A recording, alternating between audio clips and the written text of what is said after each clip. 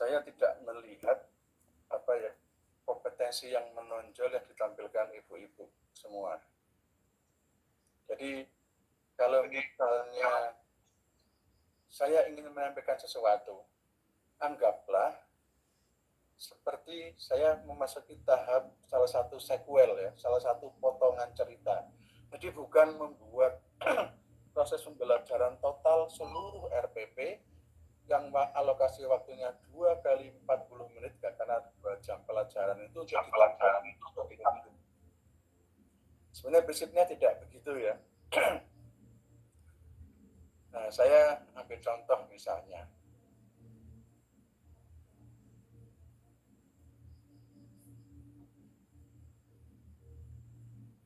Misalnya seperti ini. Yang pertama dulu saya soroti hampir semuanya tentang PowerPoint. Yang pertama tampilan dulu ketika nanti ujian atau apapun ya. Kalau mau ya tampilkan dalam slideshow sehingga semua pembaca yang hadir atau hadirin yang ada itu bisa membaca dengan baik slideshow. Atau kalau tidak, saya mau menampilkan full screen, jadi pilihannya ada di kanan, banyak saya pakai full screen mode, nah menjadi lebih besar. Kalau ingin lebih besar lagi, ini kita geser ke bawah, jadi satu layar. Ini kurang lebar, ini kita geser lagi ke sana. Sehingga tampilannya ada tampilan maksimum, ini tadi yang saya lihat belum. Kemudian kalau kita lihat di sini, ini adalah seperti cermin dengan RPP. Seperti cermin, sehingga apa yang ada di RPP itu, nah itu muncul semua. Tidak perlu kita sebetulnya ada sesuatu yang penting yang bisa kita. Nah, saya mulai masuk stimulasi karena ada keterangan di buku pembelajaran standar proses pembelajaran sebelumnya, jika sebuah model pembelajaran mempunyai model dengan sintaks-sintaks tertentu, tidak harus dan boleh tidak mengikuti pembuka, inti, dan penutup. Karena sebetulnya pembuka dari misalkan kooperatif stimulasi, jadi tidak double ketika menampilkan video, mana video untuk apersepsi, mana video untuk kegiatan inti, tidak perlu sebetulnya. Nah, dalam kasus seperti itu, sebetulnya boleh kita menggunakan modelnya secara langsung, tidak mengikuti pembuka, inti, penutup. Pak, pembuka saya perlu mengabsen karena tidak diakomodasi oleh yang bagian awal, itu bisa menggunakan pembuka pra-pelajaran istilahnya, baru masuk ke langkah pembelajarannya, hanya sekedar absen, berdoa, dan seterusnya. Sehingga di sini kalau kita lihat, ya persis sama dengan LKPD-nya. Nah, dengan LKPD-nya persis sama. Menampilkan ini pun juga banyak yang lupa, mestinya sudah kita set sedemikian rupa sehingga ini satu halaman penuh bisa dilihat semua orang. Kalau perlu ditampilkan dengan full screen mode, nah, sehingga semua anak-anak yang di sana bisa melihat dengan jelas. Isinya sama persis, cuma kita bisa mengiringi di sini. Apa sih yang dilakukan dari stimulasi, identifikasi masalah, memindahkan kembali.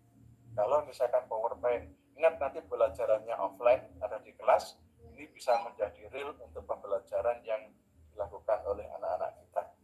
Sehingga di sini ya sama persis, baru masuk ke bagian berikutnya mengisi ini. Kalau perlu, ya seandainya ini keterangan, di bawah ini ditambahkan lagi, saya sama dengan ini merupakan jawaban dari slide ini. Jadi slide berikutnya saya copy, ini sudah ada jawabannya. Dan kalau didemonstrasikan tadi, itu bisa keluar jawabannya. Kalau saya slideshow, ini akan keluar secara terpisah.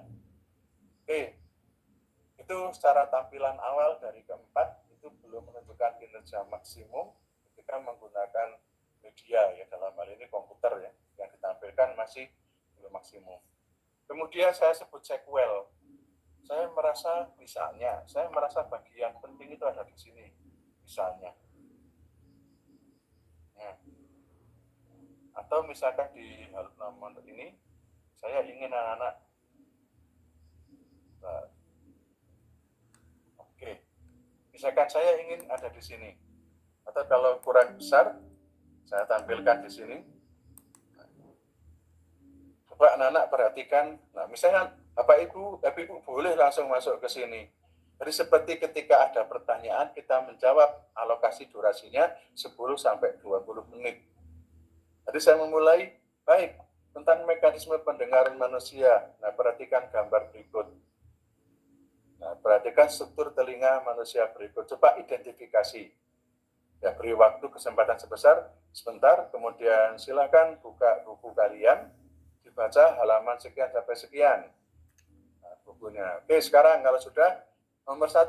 Nah, ini sebetulnya sudah kita isi. Begitu kita klik, ini sudah keluar nama apa, fungsinya apa. Tapi kita menunggu anak-anak ngomong dulu. Dan seterusnya, sehingga pada akhirnya seluruh bagian ini terisi.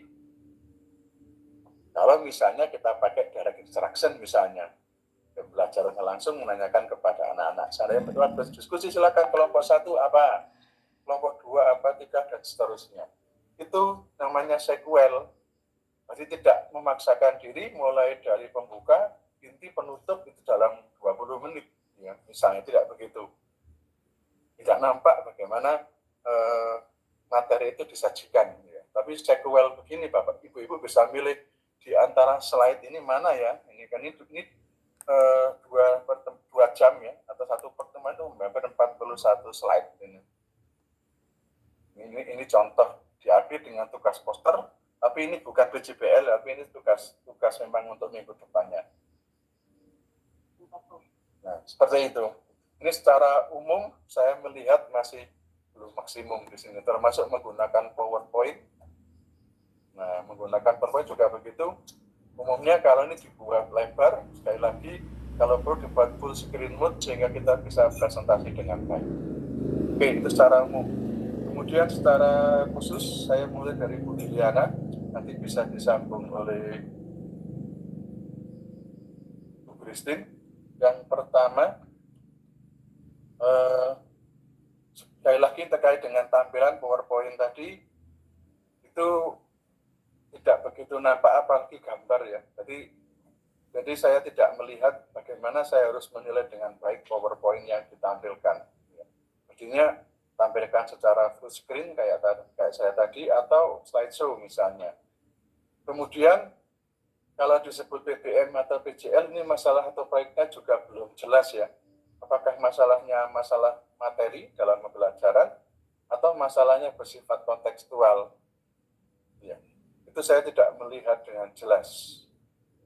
Itu secara singkat, Bu Yuliana. Monggo Bu Yuliana dulu. Oke, untuk Bu Juliana, sebenarnya kalau disampaikan KIKD itu siswa nggak ngerti KIKD itu apa ya. Yang disampaikan tujuan pembelajarannya ya sesuai dengan RPP itu. Melalui apa, nanti siswa diharapkan bagaimana, begitu. Jadi sesuai RPP yang ditulis tujuan pembelajaran itu. Tapi betul-betul dipahamkan bahwa pembelajaran itu tujuannya seperti ini. Jadi siswa itu harus mengerti tujuannya sehingga nanti siswa konsentrasi terhadap pembelajarannya. Kemudian PPT sama dengan Pak Heru ya, medianya itu terlalu kecil jika itu ditampilkan ke siswa. Kenapa tadi kok tidak kami beri masukan waktu pelaksanaan tuh supaya nanti bisa dievaluasi terakhir nih. Kemudian ini media itu jika ibu menampilkan dalam satu paket bisa di hyperlink. Misalnya ibu mau menampilkan LKS yang panjang lebar ya, LKS-nya tidak perlu dipindah ke PPT, bisa di hyperlink. Jadi nanti bisa keluar dari PPT itu tampilannya ibu yang mau mana LKS.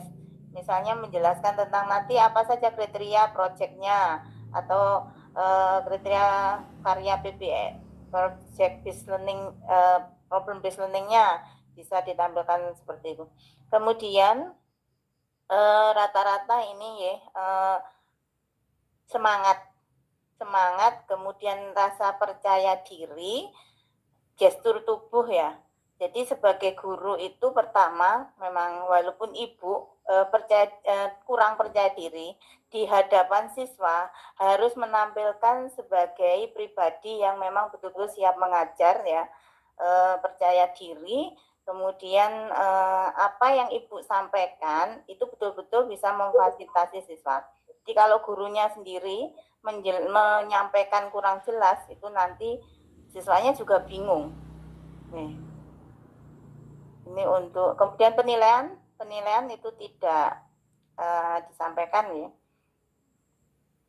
Terus sebenarnya secara umum itu membawa siswa ini ketika guru menghadirkan permasalahan yang ingin disampaikan ke siswa, itu guru harus betul-betul bisa membawa siswa sebagai subjek yang terlibat dalam permasalahan itu, sehingga siswa bisa berpikir kritis bagaimana guru itu membahas siswa supaya bisa menganalisis masalah yang ditampilkan itu, sehingga nanti solusi itu bukan guru yang menjawab, biar siswa yang memunculkan. Nanti berbagai macam solusi kan pasti, kan tidak boleh kita membatasi siswa itu seperti arahan kita.